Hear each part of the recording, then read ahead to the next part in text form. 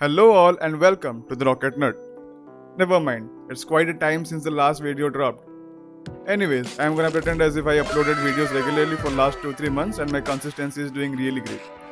Now if you have watched R. Madhavan's movie Rocketry, The Nambi Effect, then you might know the Indian cryogenic engine program has faced many backlashes. Despite that, ISRO has been able to pull up some pretty wild feats in cryogenics. With engines like Vikas, C20, C7.5, SCE200, etc. But in this crazy ever-expanding world of cryogenics, where do Indian cryogenic engines stand? Let's find out. In this video, we'll be comparing ISRO's Vikas engine with SpaceX's Merlin 1D, the Russian RD-180, the Space Shuttle main engine RS-25, Blue Origin's BE-4 and the historic F1 engine. Well, there's no comparison without criteria, right? No worries, I got some. For 6 engines, we have got 6 criteria: engine cycle, fuel type, total thrust, thrust to weight ratio, specific impulse, and chamber pressure. Does it sound too technical? No need to worry about that. Before comparing, I'll take you through all these terms. Here are the timestamps for this video. So without much further ado, let's begin. T minus 10, 9, 8, 7, 6, 5, 4. Command engine start. 2, 1.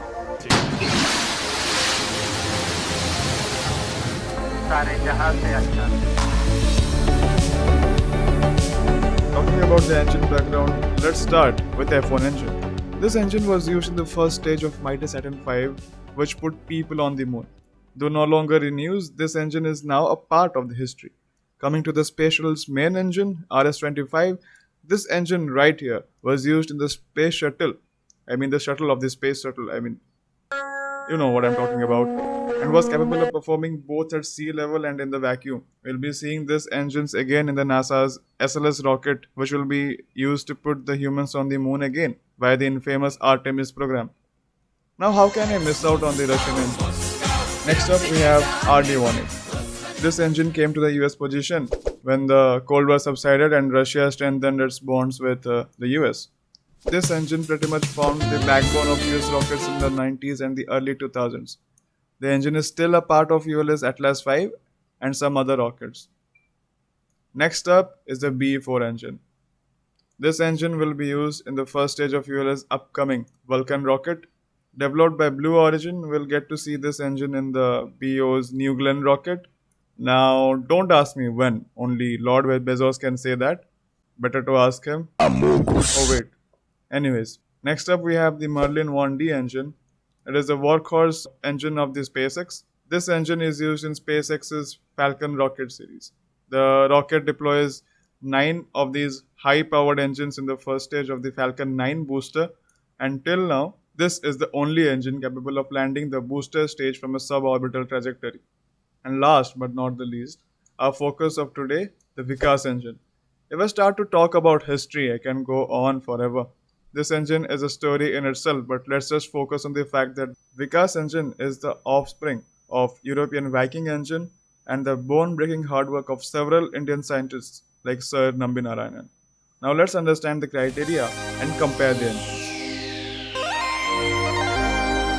Engine cycle is the term used to describe how a particular rocket engine manages the plumbing of the fuel and the oxidizer in order to squeeze out the maximum output from the fuel oxidizer mixture.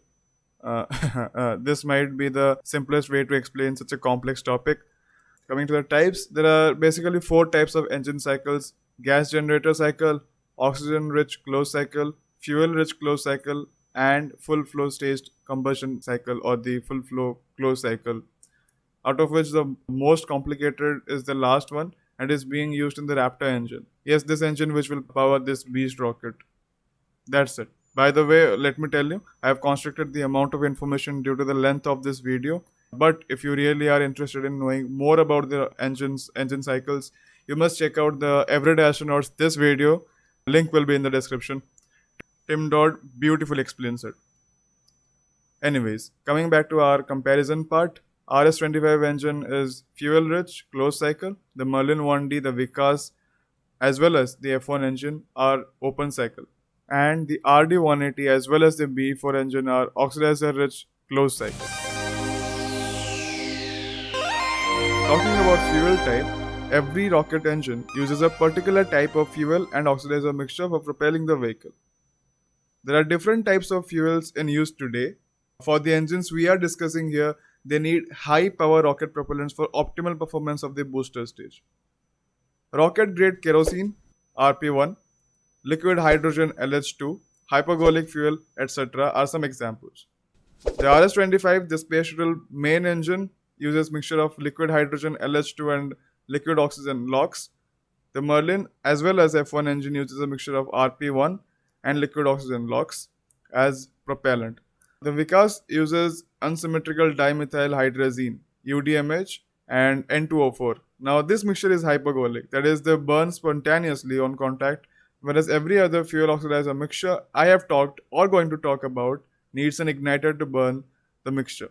On that note, let me tell you, the hypergolic propellants like UDMH are highly carcinogenic. They cause cancer in contact with human body. So they are highly toxic, and most of the industries today are moving away from those kinds of propellants. Coming to the RD180 engine, this requires RP1 and LOX mixture. The B4 uses liquid methane and LOX. Total thrust or simply thrust of a rocket engine is the measure of thrust produced by the rocket engine during its burn time. Starting with the least thrust, we have the Merlin 1D producing 840 kilonewtons of thrust. Then we have our very own Vikas engine producing 850 kilonewtons of thrust. The RS-25 produces thrust of 1860 kilonewtons. The yet to be deployed B4 produces thrust of 2400 kilonewtons. Next up, the RD-180 produces 3830 kilonewtons of thrust. And now we have the king of this category, the F1 engine, producing a thrust of whooping 6770 kilonewtons of thrust at sea level. I mean, of course, 5 of these beasts were meant to propel a 3 million kilograms of giant rocket to the upper atmosphere. So, we clearly have the winner here. TWR stands for thrust to weight ratio. This is the ratio of the thrust produced by the engine to the total weight of the rocket. This is just a word by word definition, but if you want to know more about it, click on the I button and check out the 30-second short video. Go ahead. Starting with the least, RS-25 with a value of 73:1. Next we have RD-180 with 78:1. For B4 it's nearly about 80:1. I mean, it's a speculative value, subject to change, as this engine has not flown yet. For F1, it's 94:1. And about Vikas engine, things are a bit complicated. We don't know the exact numbers, neither we know the weight of the engine. Hence, I referred to the closest predecessor, Viking 4B engine, for dry mass details and arrived at a rough estimation of around 105:1. If you know the exact value, please do comment with the reference link. And now, at last, we have the SpaceX Merlin engine with a ratio of whooping 198:1, making it the best in this category.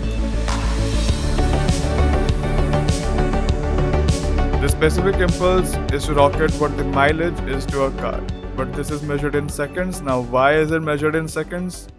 Now, to know that, you need to click on the I button for a better understanding through my short videos. Now, let's come to the efficiency, that is the specific impulse of the different engines I mentioned here. According to the norms, again, we'll start with the least values. First, we have the Vikas engine with 262 seconds worth of ISP at sea level, and in vacuum it's 293. The F1 gives a 263 seconds of specific impulse at sea level and 304 in space. The Merlin 1D gives us 282 seconds of ISP at sea level and 311 in space. The B4 has an approx value of 310 at sea level and 340 in vacuum. The RD180 gives an ISP of 311 at sea level and in vacuum it is 338. The RS-25 has an ISP of 366 seconds at sea level and in vacuum it's a whooping 452 seconds. Now why and how such huge values should be what you'd be pondering about. As far as why is concerned, The engine was supposed to perform efficiently both at sea and in vacuum. I mean, sea level and vacuum level, of course. With this, we come to how the RS-25 engineers achieved the insane values by making the nozzle larger, like as there in any vacuum level engine, and tapering and narrowing the mouth of the bell to prevent air entering inside the nozzle at the sea level due to atmospheric pressure.